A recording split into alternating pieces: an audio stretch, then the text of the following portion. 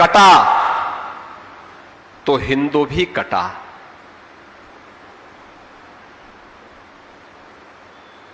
कोई प्रश्न नहीं पूछता। आज भी जब पाकिस्तान और बांग्लादेश के अंदर निर्दोष हिंदू मारे जाते हैं, काटे जाते हैं,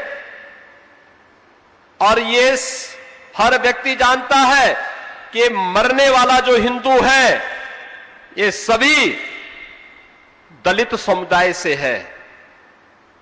एक भी जवान भारत के अंदर उन राजनीतिज्ञों के मुंह से नहीं निकलती है जो भारत के अंदर एक होने वाली किसी घटना में हाय तौबा एक करके पूरे देश के अंदर घूमते हैं। पाकिस्तान हो या बांग्लादेश, इनके मुंह से एक शब्द नहीं निकलता। वहां की घटना में कोई शब्द नहीं निकलते, वे मौन होते हैं। 14 अगस्त 1947 की घटना के लिए किसकी जवाबदेही थी? कौन जिम्मेदार था उसके लिए? कोई जिम्मेदारी लेने को तैयार नहीं, क्योंकि उनको सत्ता चाहिए थी। उनको देश की प्रजा से, देश की उस समय के भारत की अन्य बहुसंख्यक प्रजा से कोई लेना देना नहीं था। एन केन प्रकारेण सत्ता चाहिए। और याद करिए, आज भी वही स्थिति है। नाम बदले होंगे, चेहरे बदले होंगे, कार्य पद्धति वही है जो 15वीं सदी में देखने को मिल रही थी, आक्रांताओं के समय देखने को मिल रही थी। उसके उपरांत भी अलग अलग घटनाओं में जो कुछ भी हम देख रहे थे, वही चीज आज भी वही उसी स्तर पर वही सब देखने को मिलता है। हमें फुर्सत नहीं होती इन घटनाओं को आपस में जोड़ने की। मैं बहुत जगह था, संभल के बारे में हमेशा से मान्यता थी कि संभल तो वहां पे जाने लायक स्थिति नहीं है। संभल को बने हुए लगभग 30 साल हो गए, उनका जिला मुख्यालय नहीं बन पाया। तो मैं यही जानने के लिए कि भी संभल में जिला मुख्यालय क्यों नहीं बन पाया, इसके बारे में आगे की कार्रवाई होनी चाहिए। तो उसको लेके कुछ विवाद खड़ा किया गया। माननीय न्यायालय ने वहां पर 1996 तक जामा मस्जिद, जो पहले हरिहर मंदिर था, हरिहर मंदिर के मुद्दे को लेकर के, जहां पहले आर्कियोलॉजिकल सर्वे ऑफ इंडिया के पास वह स्थल था, उस स्थल के सर्वे का आदेश माननीय न्यायालय ने दिया और वहां पर एक टीम आकर के उसकी सर्वे करने लग गई। इसी को लेकर के उपद्रव प्रारंभ होता है और प्रारंभ होने के बाद उस उपद्रव का निशाना पुलिसकर्मी थे और उसका निशाना निर्दोष हिंदू था। 1947 से कमोवेश कोई वर्ष ऐसा नहीं बीता था जब वहां दंगे न हुए हो, भीषण दंगे न हुए हो। 1976 और 1978 में तो इतना भीषण दंगा हुआ था, एक साथ 150 हिंदू मार दिए गए। एक घर में बंद करके आग लगा करके आग के हवाले कर दिए गए। और 1996 में तत्कालीन उत्तर प्रदेश की समाजवादी पार्टी की सरकार ने बड़ी बेशर्मी के साथ वे सभी मुकदमे वापस ले लिए। एक भी दरिंदे को कोई सजा नहीं मिली। स्वतंत्र भारत में सामूहिक नरसंहार की वो घटना,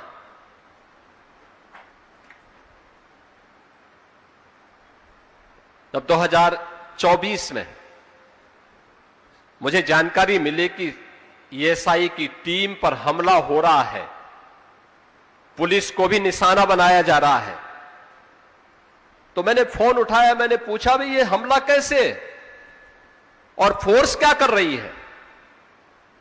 इन दंगाइयों को चिन्हित करके क्यों नहीं इन पे कार्रवाई करते हो? पुलिस ने जब कार्रवाई प्रारंभ की और उसके बाद दंगा तो नियंत्रण में हुआ, लेकिन दंगा नियंत्रण में होने के बाद फिर हमने जब जानकारी लेने की कि आखिर संबल है क्या, हम लोग केवल अपने धर्म ग्रंथों में संबल की चर्चा पाते थे। श्री हरि विष्णु का जो 10वां अवतार होने जा रहा है उसी संबल में होने जा रहा है, ये मान करके हम लोग ये मानते थे कि संबल में होगा। लेकिन इस प्रकार की अराजकता हो, इस प्रकार का रावण राज हो, यह कल्पना नहीं थी। और उसके बाद जब हमने वहां पे पूरी एक टीम लगाई कि भाई देखो ढूंढो क्या है वहां, तो पता लगा कि साहब संबल में केवल हरिहर मंदिर नहीं है, 67 तीर्थ थे वहां, 67 तीर्थ, 19 कूप थे, ये सब पे कब्जा हो गया है। हमने कहा इसको खाली करवा लो, अब खाली करवाओ इनको। जैसे यहां पे 14 कोसी, पंचकोसी और 84 कोसी की परिक्रमा अयोध्या धाम की होती है, ऐसे संबल में 24 कोसी परिक्रमा वहां पर होती थी। उसी 24 कोसी परिक्रमा के अंदर ये 67 तीर्थ थे, सब पे कब्जा था। और मुझे बताते हुए प्रसन्नता है कि हम लोगों ने सारे कब्जे हटवाए। 10,000 एकड़ भूमि पर जहां कब्जा था वो सारे कब्जे हम वापस लेकर के अब वहां के गरीबों को, वहां के दलितों को, वहां के कमजोर लोगों को उन जमीनों का आवंटन भी कर रहे हैं। और सरकार का अपना लैंड बैंक भी बन रहा है और जिला मुख्यालय का निर्माण भी अब वहां पे हम करने जा रहे हैं, बड़ा सा जिला मुख्यालय। हम आपसी झगड़े में फंसे हैं, जाति के झगड़े में फंसे हैं। और जाति के झगड़े में कैसे हमारे तीर्थों पर कब्जे हो गए, कैसे उनका वहां का धार्मिक स्वरूप बदल दिया गया, देखना है तो संभल में वह घटना घटित हुई थी और आज संबल फिर से बदल चुका है। अब वहां दंगा नहीं होता है, अब वहां शांति है, अब सौहार्द है।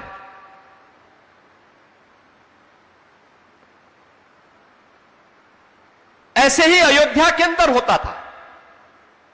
मुझे तो यहां पे बड़ी देवकाली मंदिर की मूर्ति एक बार चोरी हो गई। मैं गोरखपुर में था, मैं सांसद था गोरखपुर से, मुझे जानकारी मिली और मैं आया था यहीं दिगंबर अखाड़ा में ही रुका। वहां से मेरे साथ कुछ लोग गोरखपुर से भी आए थे, कुछ लोग यहां अयोध्या धाम के संतगण भी इकट्ठे हुए। फिर आंदोलन प्रारंभ हुआ। तब भी समाजवादी पार्टी की सरकार थी। प्रभु श्री राम की इष्ट देवी है और आंदोलन शुरू हुआ फिर, और कुछ ही दिनों के बाद फिर वो प्रतिमा बरामद हो गई। कैसे यहां पर पर्वों और त्योहारों से भी वंचित किया जाता था। क्या अयोध्या में वीरानी जैसी स्थिति होती थी। अयोध्या बिजली के लिए तरसता था। अयोध्या को कैसे लोगों ने संकरी गलियों और गंदगी का एक पर्याय बना करके रखवा दिया था। यहां के घाट, राम जी की पेड़ी, वहीं पे सरयू जी का जल सड़ता रहता था, काई जमी रहती थी। श्रद्धालु आता था, एक आंख, दोनों आंखें बंद करता था, नाक को बंद करता था, डुबकी लगा करके किसी प्रकार से बाहर निकल पड़ता था। आज का बदलाव हुआ अयोध्या। एक बार फिर से हमें त्रेता युग का स्मरण कराता है। अब लगता है अयोध्या अयोध्या है। अयोध्या सप्तपुरियों में से प्रथम पुरी है, तो उसका अधिकारी भी थी तो केवल आध्यात्मिक रूप से नहीं, सांस्कृतिक रूप से भी और भौतिक रूप से भी उस प्रकार की कुछ विशेष खूबी थी अयोध्या में, तब अयोध्या सप्तपुरियों में से प्रथम पुरी के रूप में मानी गई। आज अयोध्या के अंदर वह सब कुछ देखने को मिल रहा है। अब ये हमारे संतगण कोई जाता है देश के अंदर, दुनिया के अंदर कोई जाता है, तो अब कोई इनको चिढ़ाता नहीं, कोई इन पे टिप्पणी नहीं करता है। अयोध्या का नाम सुन करके कोई व्यक्ति 10 कदम दूर भी होगा तो इनके पैर पड़ने के लिए वह वहां से दूरी तय करके आकर के सम्मान देता है। यह है इन पूज्य संतों के तप और साधना का परिणाम। श्री राम जन्मभूमि आंदोलन के दौरान उन पूज्य संतों ने जो संघर्ष किया, सम विषम परिस्थितियों में जिन चुनौतियों से जूझे थे, वह अकल्पनीय थी। कोई उसकी कल्पना नहीं कर सकता था किस प्रकार की विषम परिस्थितियां थी। उन स्थितियों में वह संघर्ष हुआ था। लेकिन ये हम सब हिंदुओं की त्रासदी है कि जब अयोध्या में प्रभु का राजतिलक होना है, तब उन्हें वनवास दे दिया जाता है, क्योंकि कोई ना कोई मंथरा आकर के फिर कुछ न कुछ गुल खिलाने का काम करने लगती है। और यही कुछ अयोध्या के साथ फिर से हो रहा है। अयोध्या धाम पर निशाना साध करके इसी बहाने केवल अयोध्या को नहीं, केवल राम जन्मभूमि को नहीं, सनातन धर्म फिर से एक बार विधर्मियों की निशाने पर हैं। और चेहरे वही हैं जिन्होंने कभी 1947 में मौन साध लिया था, जो कभी बांग्लादेश और पाकिस्तान में हिंदुओं के कत्लेआम पर मौन साध लेते हैं। और ये वही लोग हैं जो आज राम जन्मभूमि आंदोलन के दौरान राम भक्तों के विरोध में अस्त्र शस्त्र के साथ खड़े होकर के उन पे लाठी और गोली का प्रहार करने में संकोच नहीं करते थे। ये वही लोग हैं जो राम जन्मभूमि आंदोलन के खिलाफ उच्चतम न्यायालय में अपनी पूरी टीम खड़ी करके पूरे फैसला राम जन्मभूमि के पक्ष में ना आने पाए, इसके लिए पूरी एड़ी चोटी लगा लेते हैं। ये वही लोग हैं आज वे राम राम जपते हुए काल नेमी के रूप में फिर बहकाने का प्रयास कर रहे हैं।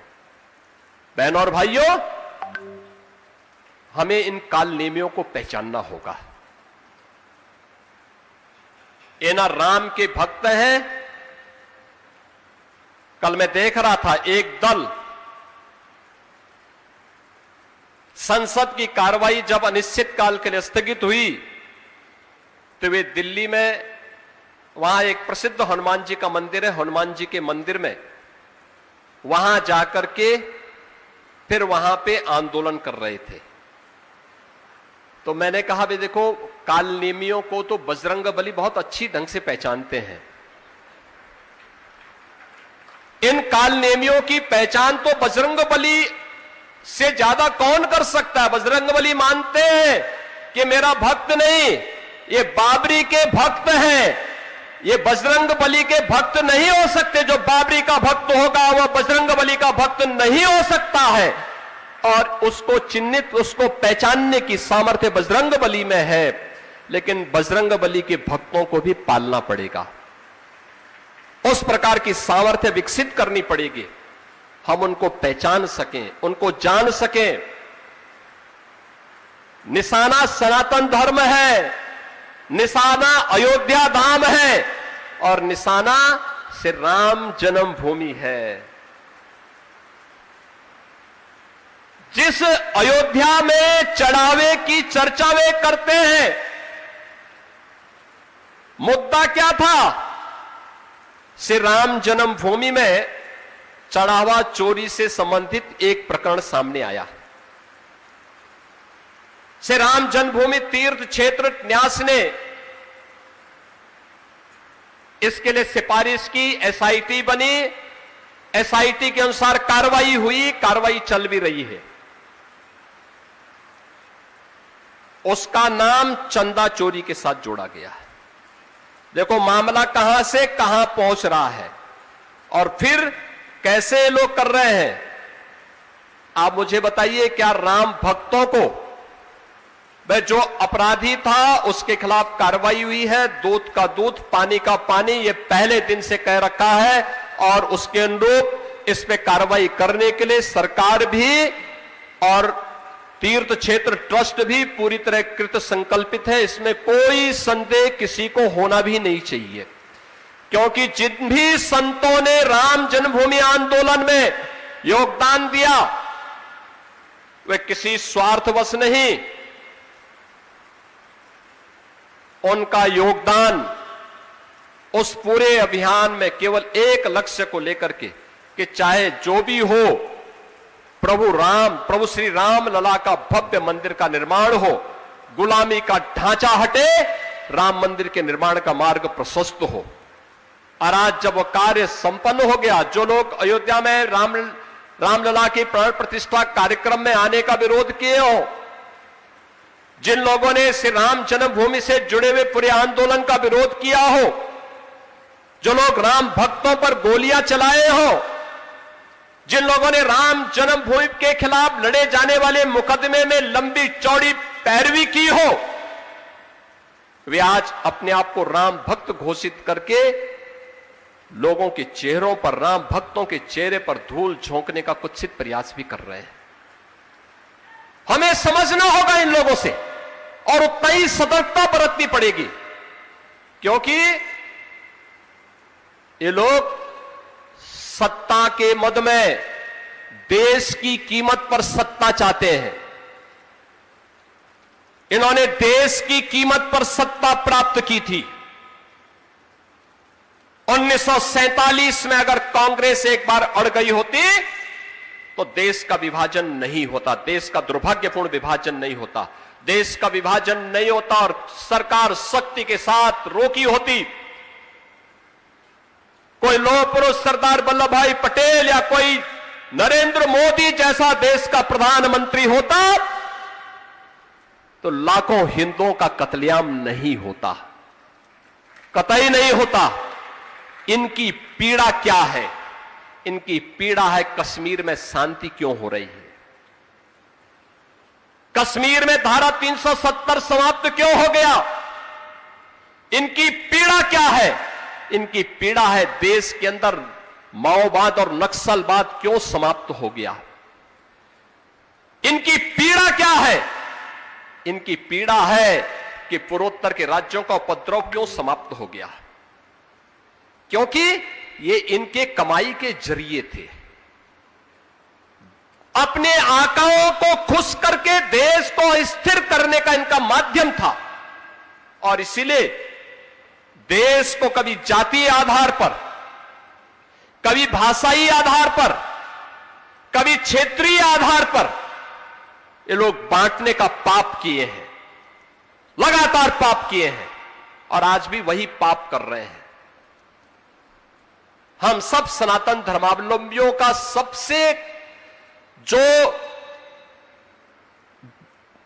खराब स्थिति हमारी होती है वह तब होती है जब हम लोगों के बारे में भारत की स्वाधीनता के एक महानायक हैं वीर सावरकर।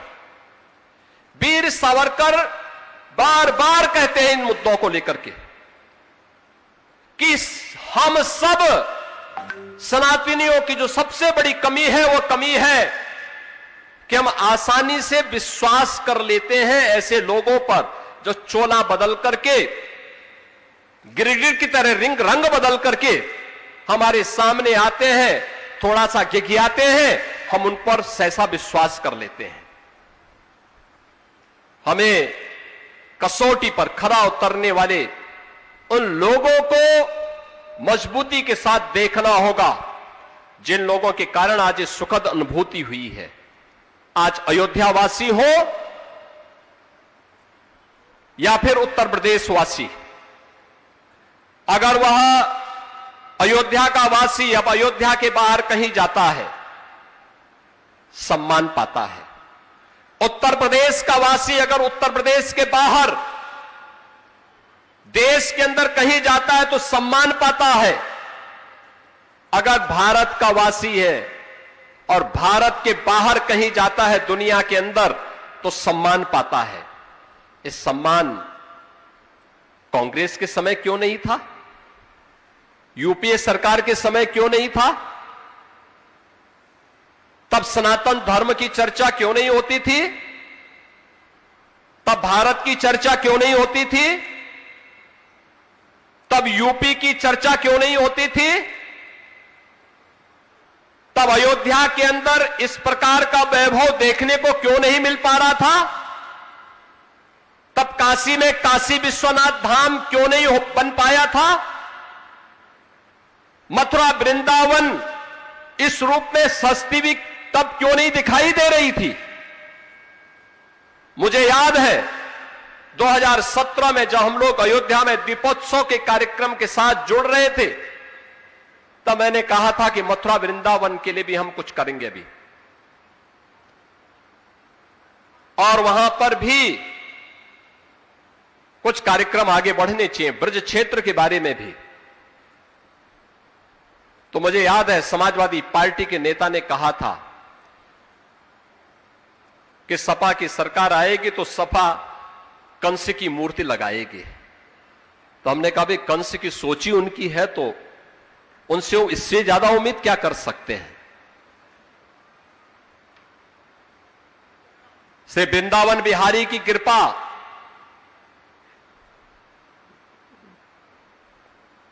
कि उसके बाद उन्होंने उनको हमेशा के लिए ही विदा कर दिया। और बहनों और भाइयों, मैं आज आप सबसे ही कहने के लिए आया हूं, आज जिस महापुरुष की इस पुण्यतिथि के अवसर पर हम सब यहां एकत्र हुए हैं,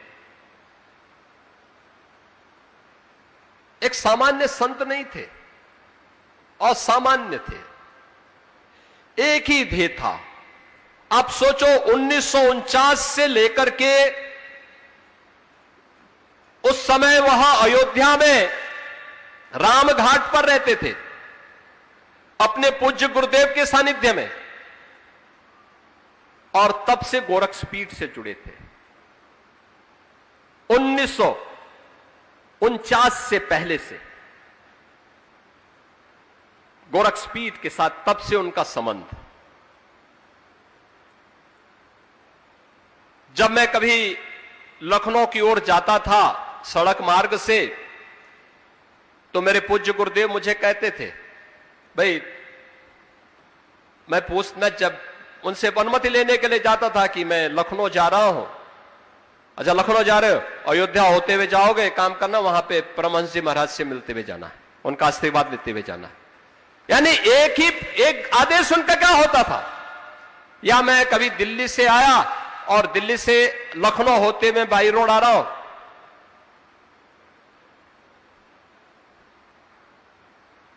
लखनऊ में उतरा, वहां से सड़क मार्ग से गोरखपुर जा रहा हूं, मैं फोन करके बताता था, अच्छा अयोध्या होते आओगे, ठीक है, वहां पे दिगंबर अखाड़ा में परमहंस जी से मिलते हुए आना।